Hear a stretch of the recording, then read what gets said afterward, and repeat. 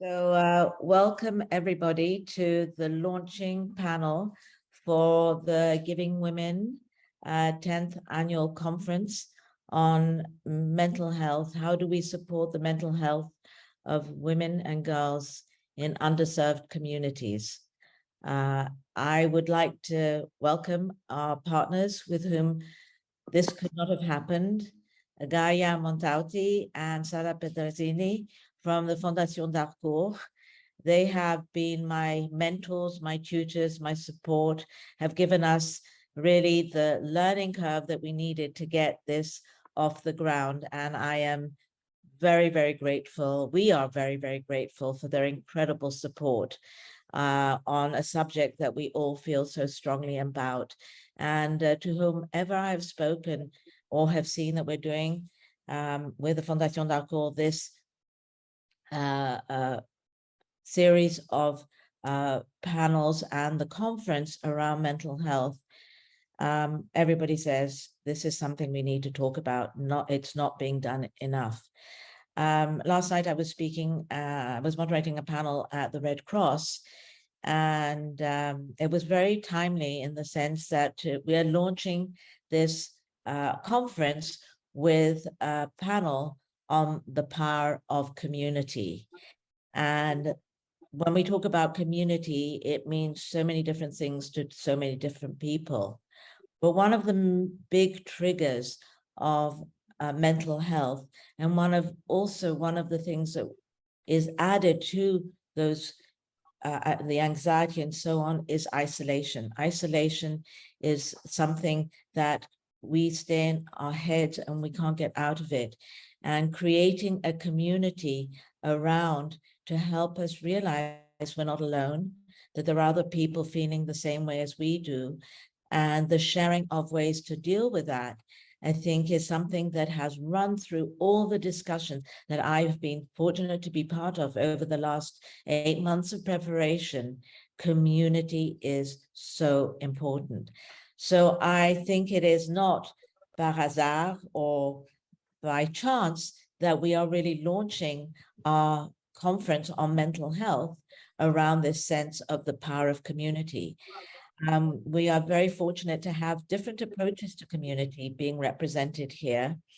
And I would like to thank our panelists for being part of this, and particularly Maji, I had practiced it, Hailemariam, a professor, assistant professor of the Division of Public Health at Michigan State University, who will be moderating this program, because she herself has actually done a lot of research around communities in the area near her, underserved communities, and how the power of community has helped.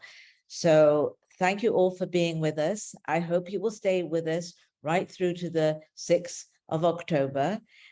Please know that all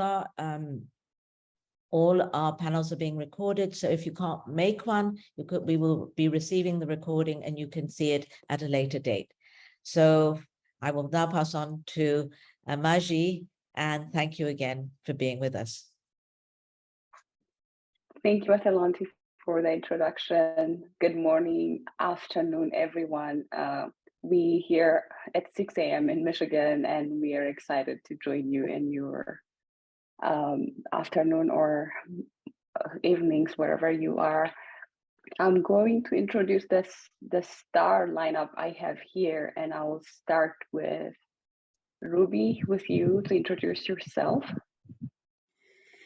Yes. Good morning, good afternoon, good evening. It is my pleasure to be here. Thank you, Maji, for the introduction and also the opportunity to share with you this morning talking about community, the importance of community. My name is Ruby Castilla. I am a psychiatrist by training, originally from Colombia, South America. And I have been in the States for more than 20 years working. I am currently working for a group of women called WARMI. That is a network, it's an NGO, it's a network of women working to improve mental health in women in the Hispanic community in US and in Latin America. Thank you, Ruby. Joy? I will unmute myself because we always forget to do this. Hi, everybody. This is Joy Morozov from the Enable Me Foundation.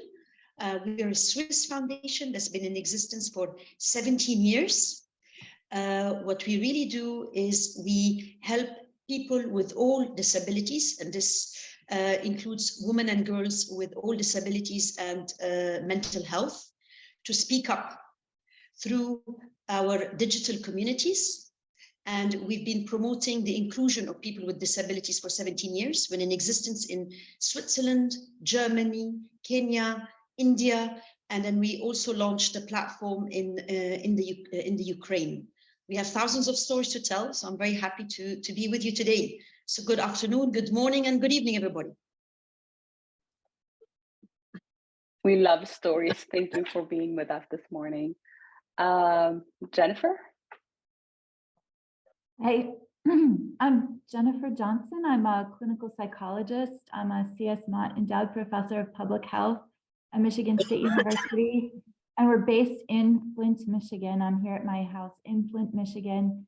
I do a lot of work with women's health, postpartum depression prevention, treatment of depression, anxiety after a stillbirth or miscarriage, just, you know, women involved in the justice system. But this morning, I'm here to talk about a project where we asked 100 women in Flint about the solutions for their community, and then brought them together to help bring those to life.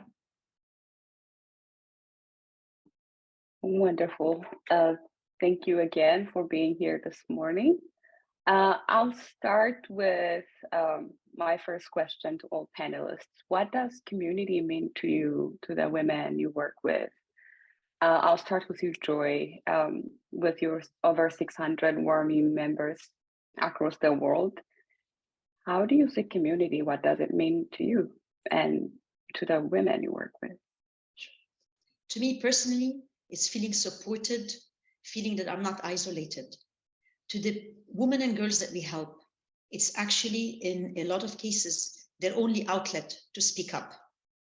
And that's really important, especially in Kenya, where, just to give you a bit of an idea, 1.9 million people have been called suffering from depression, or you could say 1 in 4 people, but we should really take this data with a big pinch of salt, actually, because the numbers are way above what we're reading about, because depression in a lot of countries is actually not even diagnosed or recognized.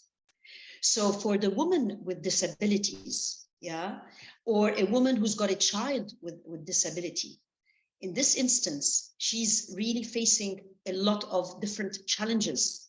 That could be a challenge from the perspective of being ostracized from her community. Nobody talks to her. Her partner would leave her, because having a child with disability is, in some countries, is actually a taboo subject. She has to raise the child on her own, and she has to go out to work. So who does she have to talk to, even if her family is being hostile to her? So if she comes onto this community, this digital community, she's able to exchange with others. So it's her lifeline. So this is one example of what it means to the people that we support. I'll give you an example. There's a lady who is suffering from muscular dystrophy, and she discovered that she has this condition, and then her husband left her. So of course, she's dealing with loneliness and depression. Who can she talk to? She came onto the community, onto the Enable Me community in Germany, posted her question, and quickly a person responded to her. That person is a person who's got a lived experience, who said, I have the same issue as you. My husband has left me, and they've now connected and they're exchanging. The result, the outcome, is 2 women who are not feeling lonely, and they're actually connected. So this is something that is so powerful from the community aspect. And the fact that it is digital, you don't just reach 1 or 2 people, you can reach thousands and millions of people at the same time. And you can use this community to also educate people. So we do, for example, content pieces. You know, how do you deal if you're feeling depressed? what you should be doing, what are the things to do, how do you diagnose it, how do you spot it? These things that people don't read about. In some countries, this information does not exist, like in Kenya. Yeah. So there's a lot I can say, but maybe I'll stop a bit and then hand over and come back. Thank you for that. I was recently reading about how women with terminal illnesses get left by partners and how they rely a lot on community other than their immediate partner to get any form of support. Do the other panelists want to comment what community means to them? Jennifer. Yeah, you know, I'm thinking, so I don't know how much you all know about Flint, Michigan, but it's one of the Rust Belt cities in the US. In the 1950s, it was the place to be, but it's one of the poorest cities in the United States now and has been for decades. You know, we had the water crisis, we've had all kinds of things, but you know, when I think about community and the women here, for them is still a sense of identity. And even though Flint is kind of down and out, people I talk to all think that the city is going to rise again. And so on the one hand, there is a lot of difficult situations, and on the other hand, it's a source of still identity and pride, I think, for many people here. I guess I'll leave it at that. Great. Ruby, do you want to add?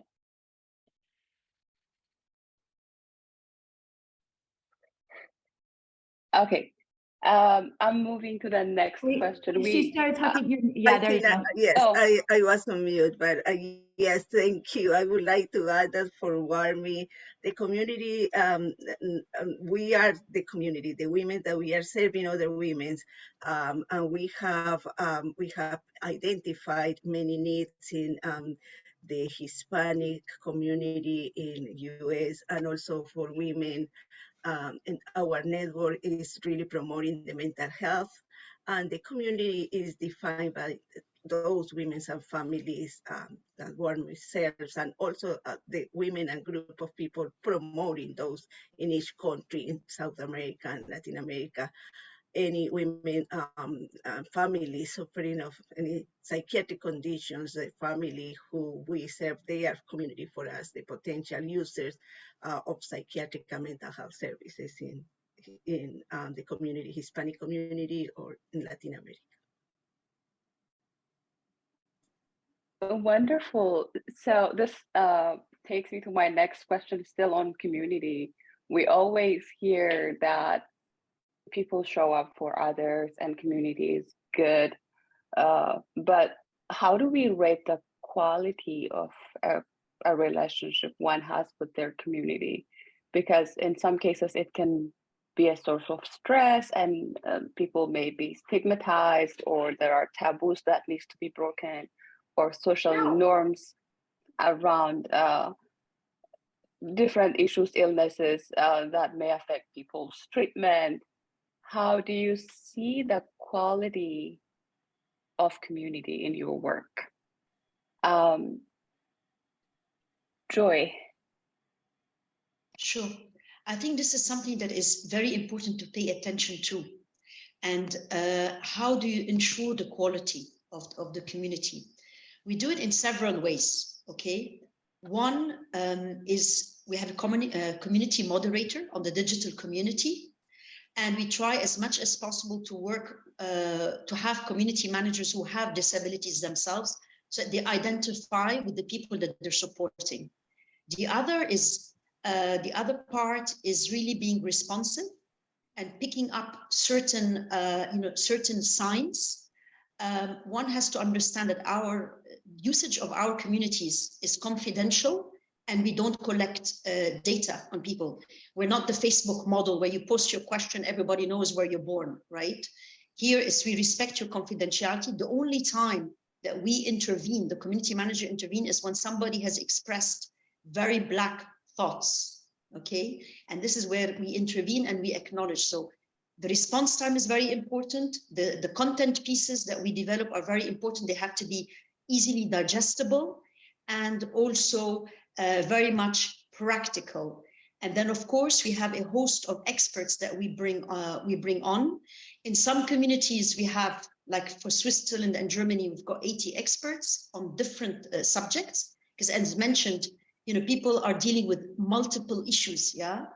And then in Kenya, we are really happy that very shortly we will have the first psychiatrist on board, who's actually going to be interesting, a speaker at on the 6th of October, Dr. Amiza. So we're very happy to welcome her as our first expert, who will be, you know, taking in questions from the community members. So we're trying to really approach it from different ways to ensure that the exchanges that are on the communities are quality and helpful for others who are too shy to even speak up. I love that. I love that you bridge the gap with expertise and answering questions when people have any. I'll move on to Jennifer.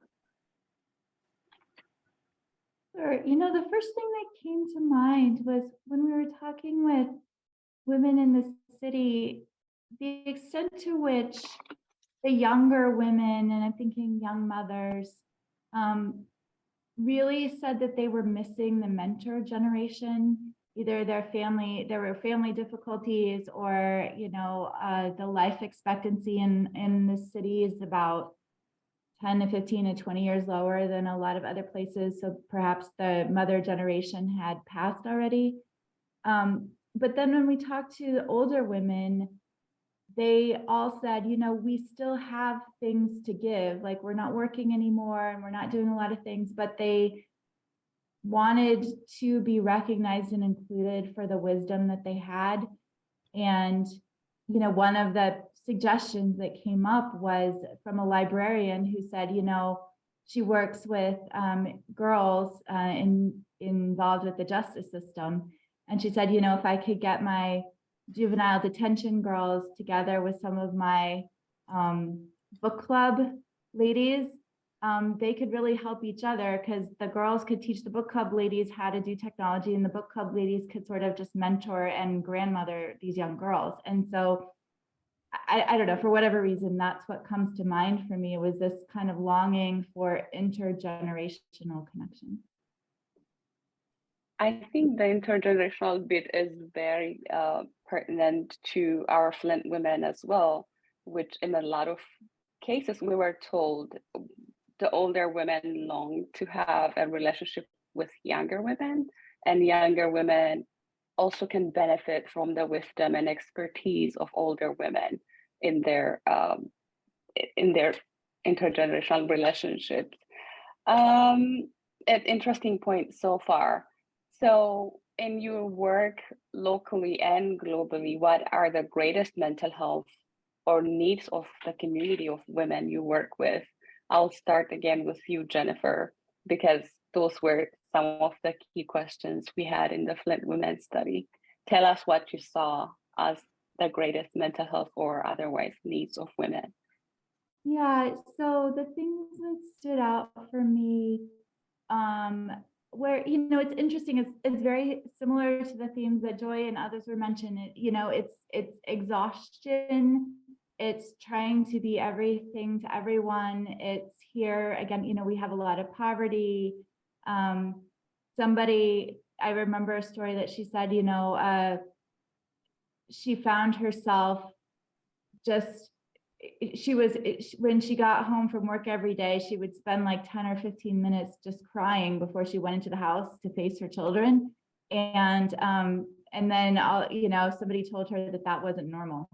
And so, you know, I think our burdens here are probably similar to many of the others. I would say, you know, it's violence against women, it's not feeling safe, it's worrying about their children being safe, but it's also just the difficulty that it is to try to take care of oneself and your family in situations of poverty, and in situations that I think we would all say are objectively extremely difficult.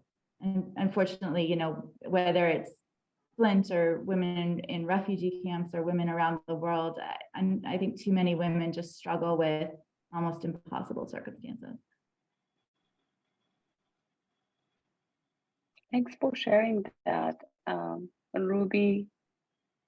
I'll repeat the question. What needs did you see in your work with women and girls? The women's, thank you for, this is a very important question.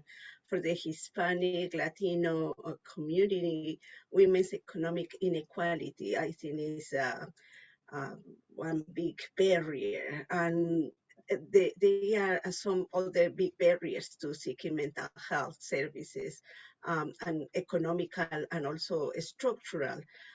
For example, the percentage of Hispanic Latinos in the US without health insurance, they are very huge compared with all the Americans, you know, between 35% for the Latino community compared with 15% for the rest of Americans. So Hispanic Latino without health insurance are forced to rely on community agencies that may be limited or not existent, especially in rural areas. And this is applicable also to Latin American countries, not only to US. In addition, anxiety about the legal status and the fear of deportation for themselves and the members of their families keep many Hispanic Latinas from seeking help. So even when there is willingness to utilize mental health services, the lack of transportation, money is prohibited, and as well as not know where to find such services. Thank you. It reminds me of one of the things we heard in our work here locally. In underserved communities, the women would always have someone showing up for them despite the poverty, despite the deprivation. They will always have someone show up for them, which goes to show the power of community. Let's talk about the strengths and resources. What strengths and resources of women do you see in the community work you're doing with women and girls? Coming back to you, Jennifer. Sure. So we explicitly asked them this, like, what are the strengths of women in Flint? And I just want to, based on something Ruby said, so for those of you who don't know, Flint is about 55% African American. So also we're, dealing with this disparities and the structural issues that you mentioned. So what they said was that women in Flint are resilient, they're strong, they're tough, they're fighters, they're resourceful. I would add that I think that they're very wise. We have a lot of women here who, although are not in positions of power, traditionally we would say are very well networked and very politically savvy. Like we had some of our, I would call them our elders, right, of the community were, active in the 1960s civil rights movements here in the United States, right? So it's that generation. And so while they may be living in poverty or near poverty themselves, they were running campaigns and social justice issues. Our pastors are part of they call it Concerned Pastors for Social Action, and they are not afraid to go make an appointment with the governor of the state and tell them that we're having a problem, or travel to Washington, D.C. and protest. So they have a lot of skills in that way. And they're also, as an example of resourceful, I remember one young woman, it snows here, it gets cold, there aren't sidewalks, the streets don't get plowed. And so in the winter, it's hard for them to go anywhere to buy things. And there aren't stores, in big swaths of the city within walkable distance. And so she was making cloth sanitary napkins and giving them to her neighbors because they were snowed in. So they're a resourceful, tough bunch, I would say. Tough communities have tougher women. Ruby, do you want to add on the strength and resources of women you noticed in your work? Thank you. Yes, I think that one of the important characteristics is the resilience of these women. You know, they are facing very difficult situations, and they have been also they had experienced trauma in their countries, and also in their family violence, domestic violence, and other type of issues. And they are really very resilient, but also the importance of the value of the family structure among the Latinas is important, an important characteristic that is incorporated in the, for us in the treatment interventions. And this is something that is very important to keep in mind when we are treating Latinas. The strength of the family is often greater than the sum of these parts. So I think it's important to keep that in mind. Thank you. Joy, any additional remarks from you on strengths and resources? Sure, absolutely. I agree with you. They have to be very resourceful. But in our situation, because if it's a woman with a disability that, or who has a child who has a disability, they are fighting on a constant basis, yeah, because even their families don't understand them. So, for example, one community member said, "I am autistic. My family think that is so hostile to me. I don't know what to do." So then they come onto the community, and then they find others, and they don't feel alone. They feel that they've been heard. That's one. And there's definitely solidarity between each other. So one story, there was a Ukrainian lady who went to Portugal with an autistic child. She was depressed. She didn't know where to get help.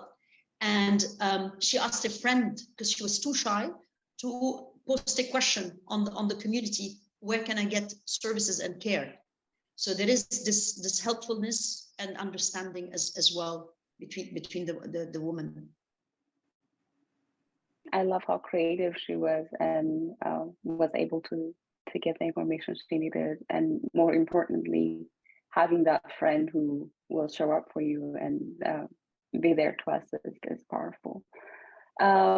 This part is about the how, what keeps you awake, and how did you go to your community to make them visible? I'll start with Jennifer. What triggered the Flint Women Study, and why did you go to homes of people asking them questions? So I moved to Flint. I moved my family to Flint, right, to start this academic division of public health in partnership with the Flint community. My work has always been about women, and I just wanted to know what were on the hearts and minds of women. And the way we, you asked this piece about making the invisible visible. I mean, I started with, we hung up signs and flyers and for whoever would talk to us. But as I was just going through my day and through my life, I was a little bit shameless. I would just ask random women, working at the beauty salon or on the street, if they would be willing to talk with us. And then I would ask them, who else do we need to talk with? And so that's how we tried to get as broad a selection. We went to shelters and talked with women there. Again, asked them who else we should talk with. That's how we tried to get this broad representation. I also like the part where when we were going around and interviewing people, you said the goal is to see their eyes and feel their hearts. I don't know if I'm getting that right, but that part led me to think that people really connect with others, and when they open their doors, a lot of those women also open their hearts for us, and were able to share their deepest needs and hopes and dreams they had for their community. Joy, tell us how you made them visible and why you're doing that. Sure. So it's to go back a step backwards. So how do we do it? We do a study. So for example, before we launched the community in Kenya, we had an extensive study to understand how are the needs met? What's the infrastructure? Who can we partner with? Because, you know, improving the quality of life for people and enabling inclusion is a massive vision that we have. We can't do it alone. So we look at who are the partners on the ground, what are the needs, the information needs, are they being met? Like in Kenya, you have a country of 45 million people, 100 psychiatrists. I mean, what does 100 do for such a huge population? Yeah.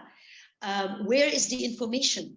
Are governments rolling it out? Is it accessible for a woman with hearing disability, visual disability? So all of these studies are done, and then we identify the right partner, and then we go in, and then it's an approach to sensitize the population through media, for example, through online events, offline events. Different touch points that we need so that we're really reaching people, as you said, with hearts, minds, persuasion. And it's not just come to the community, post your question and leave. It's more like it's for me to be there and to be feeling safe. Mm-hmm. I love that, be there and feeling safe. Ruby, I know from my own experience in living in two communities, not being in the community I grew up in and working in a different one, this may have, we may carry like more than one cause. So tell me about how you went about making the invisible visible, both in your work in the US and in Latin America.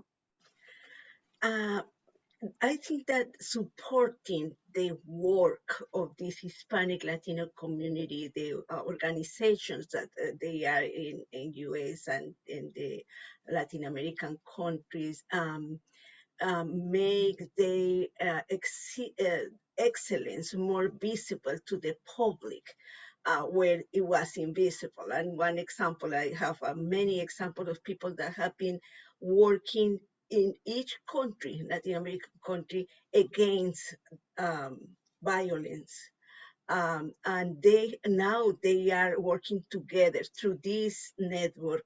They can share their experience. So people in Mexico that they have been working in Mexico with women suffering of traumatic events, they can talk with the same people, the people that they are working in the same field in different countries, and they share the experience, and they are really leaders. And so the idea to have WARMI supporting them, adding them, or trying to say that to maximize what the resources, the lack of resources they have, putting together all the people that they are working in silos. Otherwise, I think this is what we are doing, the invisible visible for this group of women.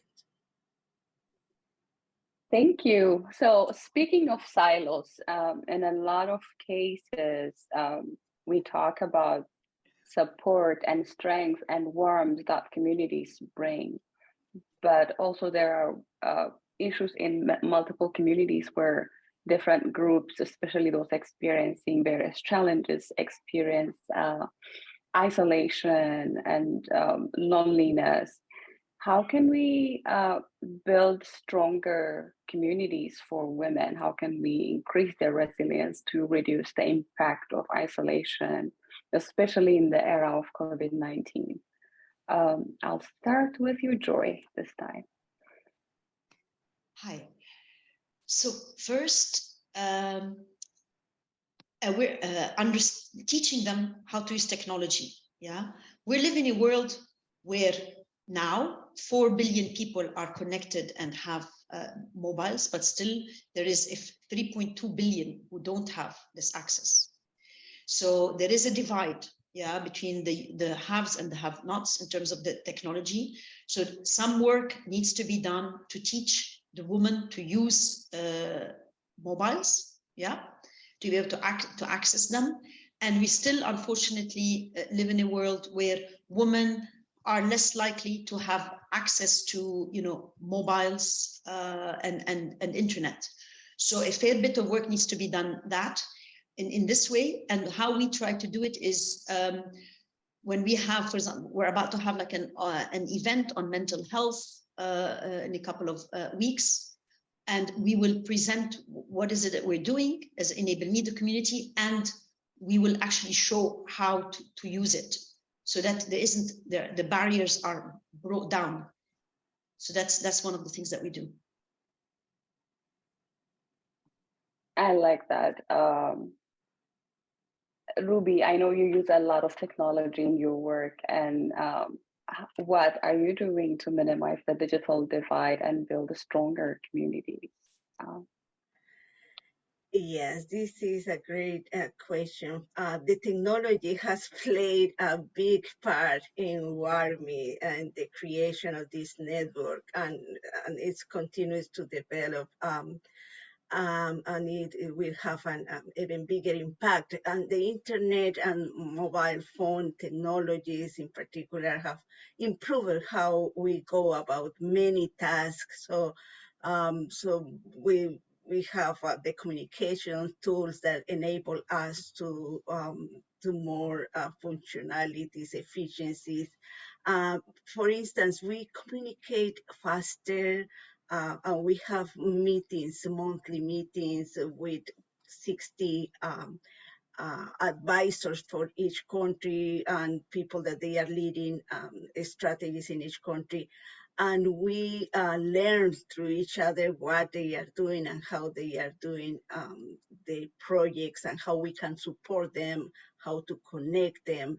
So for us, technology has been very important in order to create this sense of community support, supporting each other and learning from each other, because each time that we are listening those projects in different countries, in Bolivia, in Argentina, in Chile, in Mexico, we learn from each other what they are doing and how the good practice, the positive and the lessons learned that they have for different projects. So I think technology for us is a very important part. We have more than 800 people in the network. So through the technology, we create this sense of community as well. Thank you. I'm going to ask Jennifer, how can we build stronger communities with or without technology? Sure. I mean, I think it's someone giving the message that you're important, you matter, and we care. And however that message is delivered, whether it's in person or a sign or actually I bicycle in the city, and there's a bridge that goes over the river, and somebody has painted on the bridge, it said something about, you know, don't worry about it or let it go. You did the best you could with who you were at the time, because it's a bridge that people will jump from, right? And so these little, just this like little anti-suicide message on the bridge. I mean, you know, however we can do it to tell people they matter. That's beautiful. Thank you for sharing. I know, I think this is with Joyce's work, you created a platform where people can find online the community they need, and you have people and partnerships ranging from Ukraine to Kenya. And how were you able to do that? And what was the response to that type of community formation process? So for example, for the Ukraine, we were so lucky that our developers actually Ukrainian. So we managed to roll out the platform in 6 weeks, because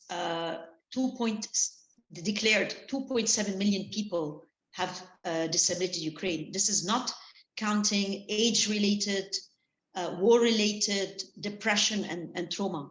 So we knew that the needs are there. We have learnings that we've acquired from having the platform in Switzerland and in Germany. So it was very much replicating and taking the learnings of what we've done over the 17 years and getting it out there. And also sometimes God smiles on you. We managed to get a team of 3 Ukrainians in the space of lightning who are Russian speakers, Ukrainian speakers, and also the project manager. She is very well connected to the media there, because how does a person with disability sitting, you know, on the 5th floor, who's depressed, has no electricity, or physically disabled, able to go and reach humanitarian services? Not possible. But through this platform, we managed to, reach people and inform them of what help is out there. It's the information piece that was helping, and also the fact that there are other people exchanging their experiences and how they've solved their problem, so they can learn. So they just read it through. A question from our participants that can be a perfect follow-up for this. Can online communities be strong enough to reduce the feeling of separation, exclusion, and loneliness? Can you expand on that, Joy? Sure. So we had a member survey in 2022. We had 90 participants. And then what we observed, they said that 80% of people trust Enable Me Foundation for the work we do. And just under 40% said that it had an impact on their well-being. So what we do is we measure our impact, a very complicated, we've got a complex model. So we look at, the content pieces, are they being read? We also follow the threads of, the discussions that are taking place. And when we see somebody saying, okay, you've helped me, you've done something positive for me. So then we know that we were having a positive impact on the people. But of course, we are not replacing, one-on-ones, clinical therapy. We're not claiming to be that. Yeah, we are in the area of, this is something that will help you ongoing, and what we're doing is bridging a gap that social health structures are not able to cope with, for example. Again, another question for you, but also for all the panelists. Sometimes resources and services and communities might be available for people, but it's hard to know, or hard to find out, or to get the word out about the available resources and services. So how do you make people aware of the platform, that it is there and that they can benefit from it? Do you want me to go? Yeah. Yeah. Sure. It's a lot of hard work, to be really honest. Hard work, and we're philanthropically funded. So our footprint depends on how much support we get from our donors. But generally what we tend to do is have partnerships with, media, go out on the social media, do online, online events, as we're doing in Kenya, for example. So different touch points, but yes, and a lot of, word of mouth. Ruby, do you want to add to that? How do you get the word out when you have services and resources for a specific group of people?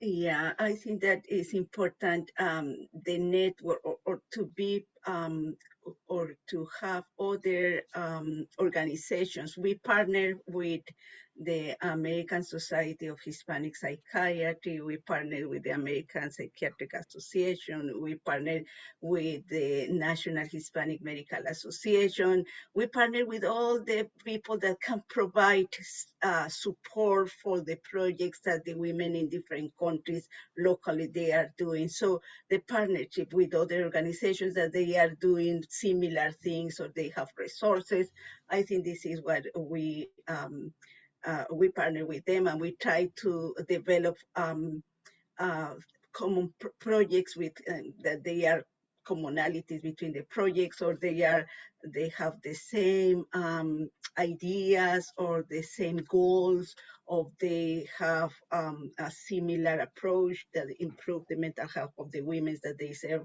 We try to bridge through the collaboration with other organizations. The psychiatric organization of psychological groups, our network is not only for psychiatrists, but mental health professionals. We have lawyers, we have any person, any people that can help support us with the objective of improve mental health in women. They are welcome. So we have many professionals involved. So we partner. The partnership with other organizations is key for us. I love that you guys are using and partnering with other organizations. I want to, I'm nearing the end of this panel, and I'm going to open up the floor for more questions. But before we close, I want to borrow Jennifer's famous tagline from the Flint Women Study. What is your one wish for all women? Ruby. My wish for all women is that globally, the world can view women and girls as equals and treat them with respect. This is my wish. Equality and respect. Love it. Joy. My wish is that they are fully empowered, fully free because of the information that they get, to be able to get out of their horrible, awful situation, especially if they are in domestic violence, that they know that they have options out there for themselves. So it's freedom. Jennifer. Yeah, my wish would be to end all gender-based violence, partner violence, sexual assault. But then I was thinking this morning about when we were talking to the women, they worry about their children too. So maybe it's broader, maybe it's to be able to keep themselves and their families safe. I love all of the points that you raised. Finally, was there any question you wanted me to ask but I did not ask? Any additional or last point thoughts that we should talk about?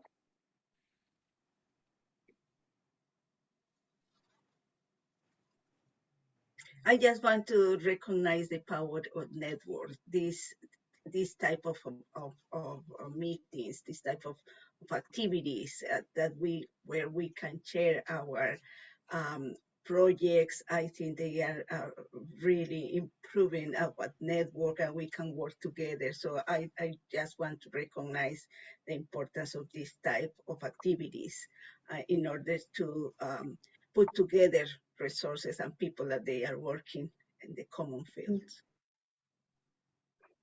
Great.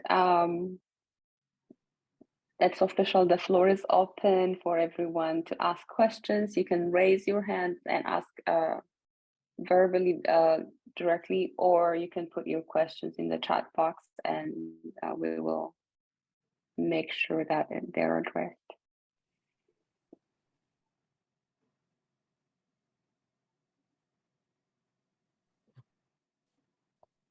As we wait for more questions, still for the panelists, if you want to add or share specific examples and experiences, you're welcome. Maybe just a question. Can you hear me, Conchetta? Yes, go ahead. So first, I am absolutely impressed by all the work that you are doing, and it's just humbling to listen to all these stories. So thank you. The question I had was related to how do you try to follow up, or is it one of your objectives to do some follow-up with the women that approach you? Because the fact that they approach you and they get help, it's already extremely fantastic and of a great added value to them. But is in your respective plans also the objective to try to know what happens after? I appreciate how complex it can be, but is this part of your strategy, or is it a kind of, not to undermine any of your work, one-off kind of effort, fantastically helping these ladies, and then you just don't hear from them anymore. Thank you. Anyone who wants to take that? Well, I think I'll say one thing, and I think this question is probably less directed at me, so it'd be good to hear it from the others, but we didn't just go out and ask women about the problems. We said, what do you think are the solutions in your community, and would you like to be part of it? And we invited everyone who participated back together along with some community leaders to hear what everyone said. And then we formed call it our Flint Women's Study Community Action Network, because the idea is the problems are in the community, but a lot of the solutions are in the community. And so that network meets at least monthly and does various projects sort of empowering the women themselves to address the issues and enact the solutions that they identified. Although I think that wasn't quite your question, but that's how we did it. No, thank you. It's, another way. Thank you.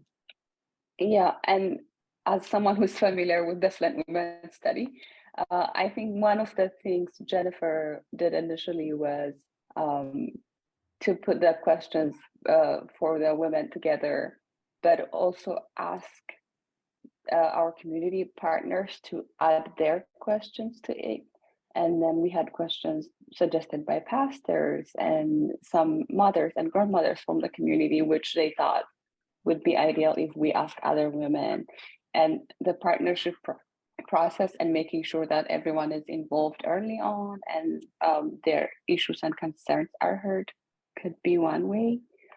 I'm now moonlighting as a panelist, so I'll put the question back to the others. Joy and Ruby, do you have something to add?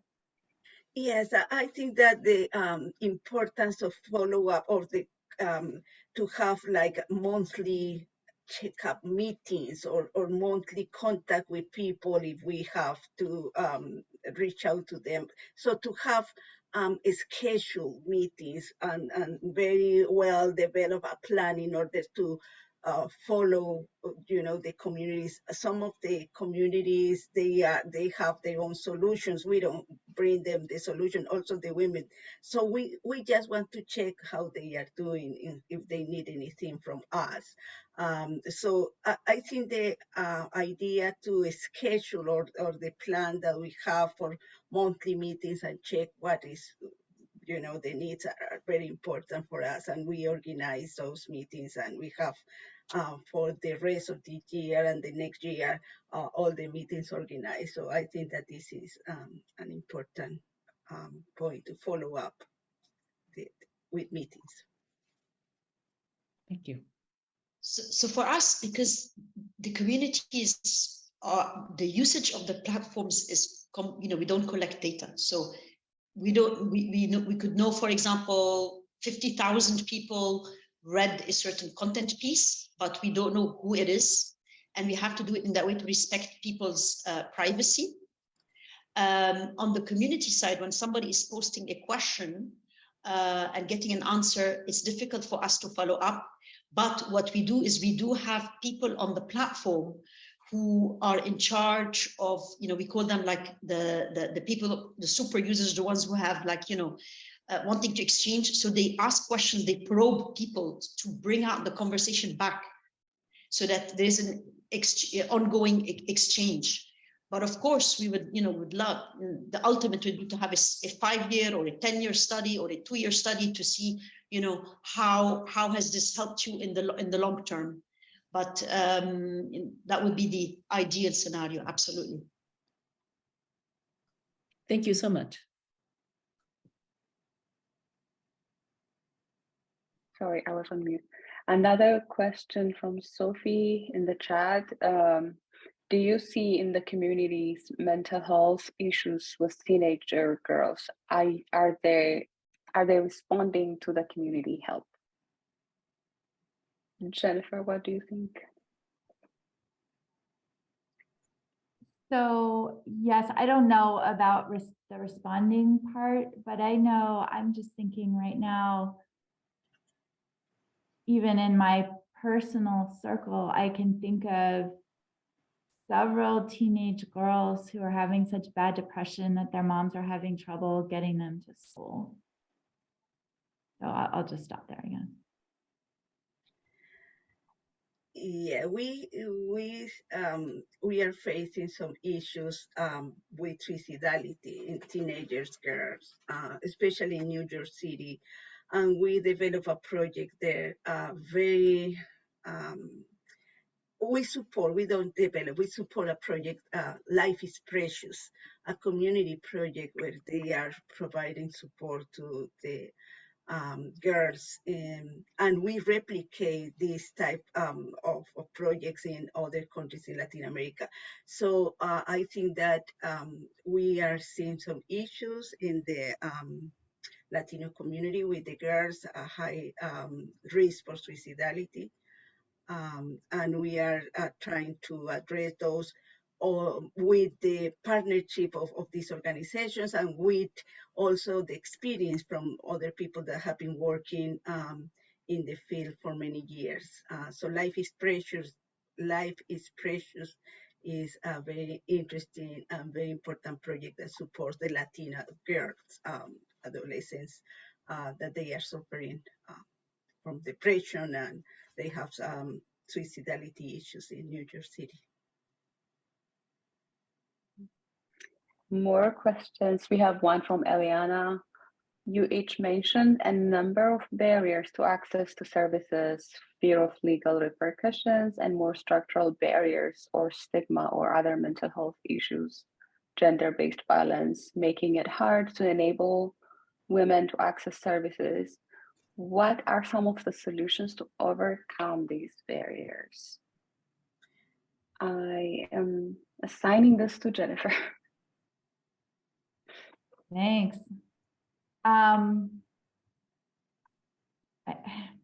You know, if we had the answer to this, this is a great question.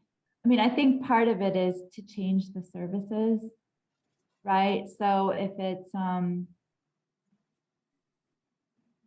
so for example, there's a home visiting program here in Michigan, but to geared toward women who are on Medicaid or who are Medicaid eligible, and but a lot of, and it's been shown to improve maternal outcomes both for mom and the baby, but more than half of the people who would be eligible refuse it, and so they asked them why. And a lot of it was they didn't want people in their homes.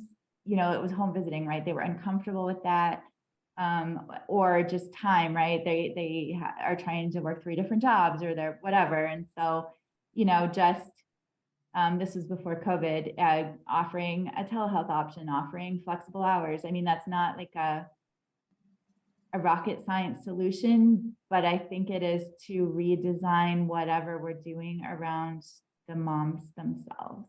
And I'm going to defer to some of my other esteemed panelists to see if they have a better answer to this question. It's a great question. Yeah, and I think that it's a very important question from my perspective. We have trying to identify what exactly, sometimes they are cultural barriers.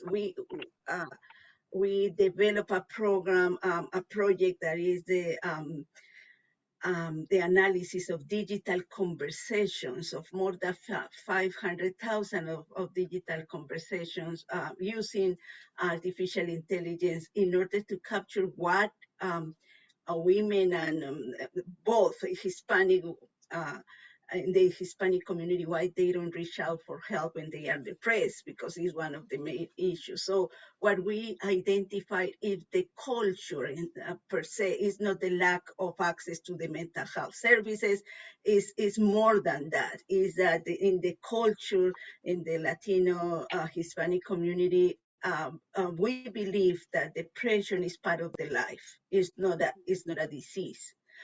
Is part of the life, and if this is part of the life, you have to go through, like you are going through the menopausal transition, or you're going through the adolescence in life. So through those conversations, and this is the importance of technology, we can bring here the importance of technology to analyze those digital conversations and to see what is in there. And we published a paper recently talking about that, the differences between the cultural issues. So how we are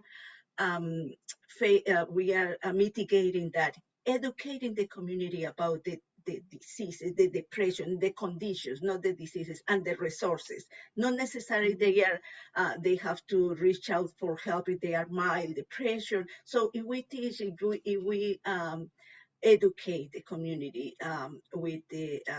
we can alleviate some of these barriers for the access. Mm-hmm. I like that. I recently read something that says there are no hard to reach groups, but hard to reach services. And making those services come to people and accessible and breaking those barriers seems like a no-brainer to me. We have more questions than we could keep up, and I'm just going to read through the questions here. The latest one is from Karen. May I ask for your views on mental health first aid trainings initiated in Australia to communities? I would like to start to say that anything that can, anything against stigma and is putting the conversation about mental health in all the places or in all the scenarios is important. So from my perspective, this mental health first aid trainings is helping to alleviate this stigma, or to is against the stigma. We talk about mental health like what we are talking about other medical conditions. It's more easy to talk about cardiovascular disease than depression. It's more easy to talk about diabetes, hypertension than depression. So I think those programs, from my perspective, the positive thing is that we talk about mental health. Just talking about mental health is one step, and I think that is starting. But I think it's important to have this start piece before we develop other programs or projects that they can serve more community. But I think they are good projects in order to mitigate the stigma. I would like to add a bit more to what Ruby said. From the perspective of, yes, educating people, the stigma, and is changing the perception of mental health. So in Kenya, it's regarded as the white man's disease. So there's a lot of work that needs to be done to say it's not the white man's disease. Yeah. So that's one aspect. I think we can also learn from what companies are doing. Some companies are actually quantifying how much it's costing them when an employee goes on sick leave because of depression, yeah, or when an employee is coming to work but actually not delivering. So we call it presentism. So maybe another way around it is to actually show how much it's costing the person, yeah, money. How much money am I spending and not able to go to work or going to get professional help? And maybe with these two things, then we're able to come out with a stronger message to the policymakers. Mm-hmm. That's one way around it. But I totally agree with you, Jennifer. There's, there isn't the right answer for all of this. There's so many, and we can go at it from so many different angles. I was going to say with mental health first aid, I agree with Ruby. I think it's the beginning. It's not the end. But the other thing I like about it is that so many people in communities see things that are concerning, but they don't know what to do about it. And so what I think what mental health first aid does is give people the confidence to ask the question, especially around, again, suicide ideation. Are you thinking about suicide? If they say yes, then to know what to do. Because I think people are afraid to ask because they don't know what to do. So I like that piece of it. Empowers everyone to be kind of a mental health actor. Great. Thank you. More questions. Family and other communities are part of the solution, but also part of the problem with their rigid structures and traditional values.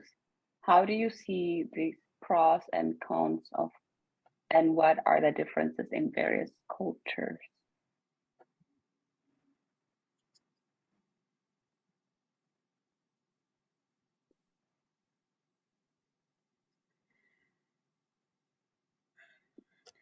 There was a study done in Ethiopia a couple years ago on depression and common mental disorders and how people with extended family and community networks face stressors through those channels and networks, which is a different view because you would think having that support, like extended network, would always mean support, but not in all cases and not in all, definitely not in all cultures. So it's likely that people may have stressors coming through those networks. And can our panelists say more about that? Yes, I think that is a very, very interesting question. In fact, some of the cultural barriers that we have also in the Latino community is the familiar, you know, to be more towards the family. Sometimes there are positive things, but also a lot of pressure around that. And the role of the women in the Latino community, you know, how in the family, the role of the mother is really, with all the positive and negative things around that, sometimes is another addition to the stress that the women they are facing, especially when they are depressed or they are with anxiety disorder. So I think that there are within the culture, each culture has pros and cons, and we have to be aware of those, and it depends. Sometimes also they are case by case. They are individuals that they are, or families that they have more protective factors around the family, and I think that it is there are cultural barriers, cultural beliefs in each group, but I think it's important to understand individuals. Each person has its own perceptions about support in the family, and we have to recognize the individual cases. Mm-hmm. Thank you. Another question from FDH. Even though men are sometimes part of the problem, we have seen that it's always important to involve them as well.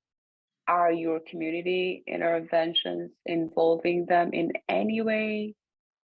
I do have to say that we have a fantastic program for, because this is absolutely true for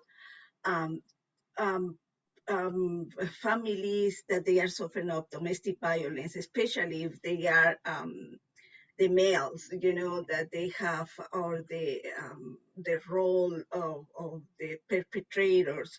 We have a project in the with the legal system it was a Barcelona project. It was started in Argentina and has been replicated in other countries, and basically is to in the prisons or jails, or during the legal in the legal system, we have mental health professionals working with the fathers, with the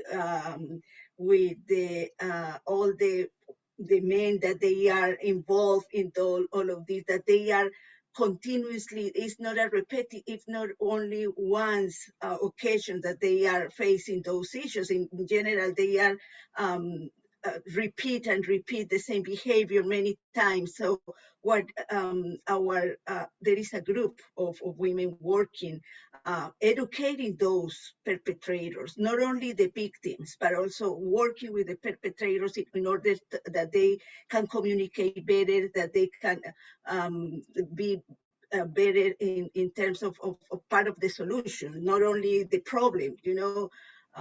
And I think that this is important, the involvement of the males in this in the problems, you know, how to the solutions for the problems. And we have a very interesting project called Project Barcelona. We also have men in the Flint Women's Study Community Action Network. I'll just say that. It reminds me, my community partners here in Flint who are African American always are fond of saying, you know, they'll say to us or others like, well, we didn't create racism, so we can't solve it by ourselves. Like, this wasn't our idea, right? So, you know, it behooves the members of the more structurally empowered group to be part of the solution. And the part where our women told us, if you want to help us, help our men. And it just goes to show how there is no one-sided solution to this, and how men are key players in everything we do. Any additional thoughts? I think we're nearing the end. There's a comment from Julian Eaton. The idea of hard to reach services rather than hard to reach communities is very powerful. We need to switch our thinking in this way towards person-centered care and being humble to understand what is really needed without making assumptions that we are experts. Great points, Julian.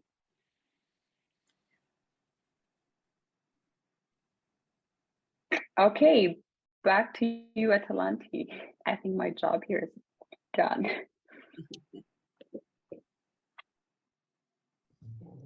Yes. So thank you for this absolutely fascinating discussion, which touched on so many aspects which I hadn't imagined that we were going to touch on, and really set the, the topics that we will be following throughout the next few days. We talked about triggers, we talked about poverty, we talked about a sense of isolation, the power of community, but also the stigma that community can bring to these issues. So many tensions there where that we need to get together. And I really appreciated what Ruby said. This is the beginning of the story. This is what we really feel, that by bringing all of you together, we can really find much more powerful solutions. We can learn from each other. We can see good practices.